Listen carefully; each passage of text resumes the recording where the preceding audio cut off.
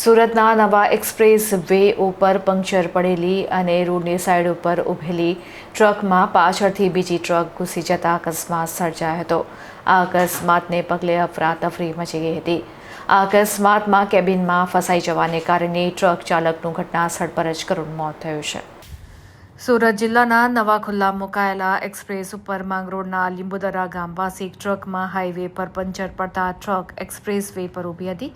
તે વખતે પૂર ઝડપે જતા અન્ય ટ્રકના ચાલકે અગમ્ય કારણોસર ટ્રકના સ્ટીયરિંગ ઉપરથી કાબુ ગુમાવી દીધા ટ્રક પાછળથી ઊભેલી ટ્રકની પાછળ ધડાકા સાથે ઘૂસી ગઈ હતી, જેથી ગમખ્વાર અકસ્માત સર્જાયો હતો.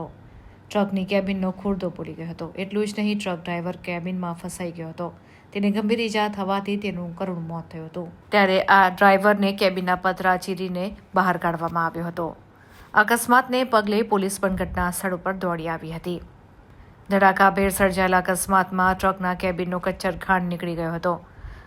ટ્રકનો ચાલક કેબિનમાં ફસાઈ ગયો અને ગંભીર ઈજાઓને કારણે મોતને ભેટ્યો હોવાનું જાણવા મળી રહ્યું છે.